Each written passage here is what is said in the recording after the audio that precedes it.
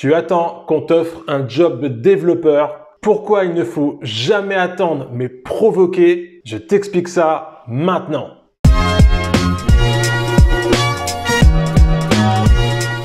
Salut à toi jeune codeur. Aujourd'hui, on va voir ensemble pourquoi il ne faut pas attendre qu'on vienne te chercher mais provoquer la chance. Si tu ne me connais pas encore, moi c'est Maxime de la chaîne Max le Codeur et j'ai entamé une reconversion professionnelle dans le développement web il y a quelques mois. Et je partage sur cette chaîne où j'en suis, mon parcours, les trucs et astuces que j'utilise au quotidien pour mener à bien ce projet et plein d'autres sujets qui englobent la reconversion professionnelle dans le développement web. Avant tout ça, mets un petit like et soutiens la chaîne en t'abonnant juste ici. Et surtout, reste bien jusqu'à la toute fin parce que je vais t'annoncer quelque chose que j'organise prochainement. Donc comme je te le disais, il ne faut pas attendre qu'on vienne te chercher. Comme moi, tu as déjà dû entendre que le métier de dev est recherché. Donc quand tu as fait ta formation, ton bootcamp ou peu importe ce que tu as fait, tu t'es dit « Super, je vais vite trouver un job, les recruteurs vont se jeter sur moi. » Faux!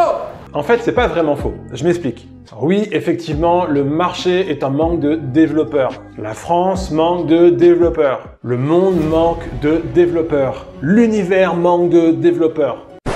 Non, mais c'est bon, on l'a compris, hein, c'est pas la peine non plus d'aller trop loin. Hein. Mais les sociétés manquent de développeurs avec de l'expérience. Donc toi, quand tu sors de ta formation et que tu es tout frais sur le marché du travail, tu t'attends à trouver un job rapidement, mais c'est pas du tout comme ça que ça marche. Pour mieux comprendre ça, on va se mettre à la place d'un recruteur. Imaginons que tu as ta boîte. Tu as ou tu veux développer un logiciel, un site web, une application web, peu importe. Et il te faut un développeur. Tu sais ce que tu veux réaliser avec ton produit. Donc tu te dis qu'il faut quelqu'un qui gère et qui te fasse ça rapidement. Donc tu vas chercher un développeur avec de l'expérience, c'est logique. Donc ça c'est juste un exemple, c'est juste pour l'exemple que je t'ai donné ce cas-là. Le plus important c'est de comprendre ce que veulent les entreprises pour mieux orienter ta stratégie de recherche d'emploi. Quand tu sais ce que les autres veulent, c'est plus simple d'orienter tes actions dans ce sens. Maintenant, nous, jeunes codeurs noobs, tout fraîchement sorti de formation avec zéro expérience au compteur, on refait notre CV et on le poste en masse et on attend qu'un recruteur nous contacte.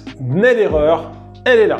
Quand tu n'as pas d'expérience, que tu as tout à faire dans un domaine, tu n'attends pas un job comme tu peux attendre le bus. Il faut provoquer les opportunités. Je te donne quelques pistes. Pour commencer, je te réexplique pas l'importance des réseaux sociaux aujourd'hui dans le monde du travail, dans le monde professionnel, mais il faut qu'ils soient irréprochables.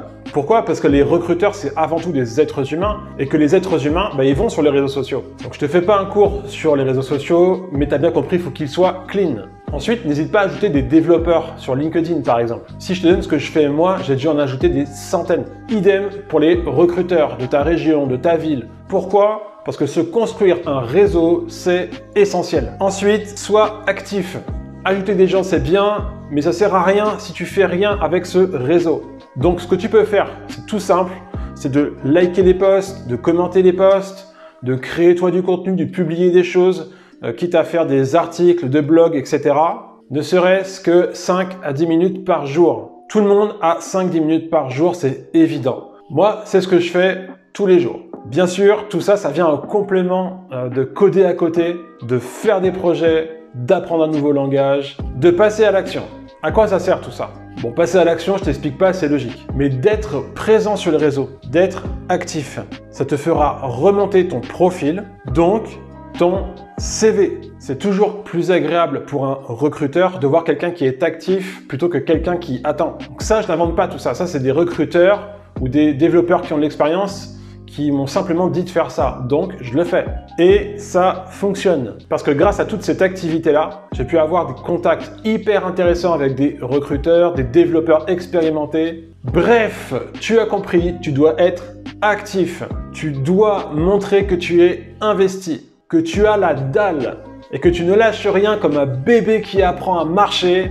Mais comme tu le sais, un bébé, ça grandit et ensemble, on va le faire. Alors, je t'avais dit en début de vidéo que j'allais organiser quelque chose prochainement. Je vais prendre simplement quelques personnes pour faire un témoignage vidéo, des profils comme toi et moi, des noobs du dev, des apprentis codeurs, pour qu'ils partagent leur point de vue, leur histoire, etc.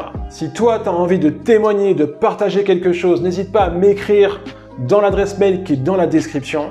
Le but de cette prochaine vidéo, sera de montrer tout simplement que tu n'es pas tout seul à faire une reconversion professionnelle. Et quand je dis que ensemble on va le faire, c'est que ensemble on va le faire. Donc reste connecté. Je te remercie d'avoir regardé cette vidéo. Je te souhaite une belle journée, une belle soirée, une belle nuit.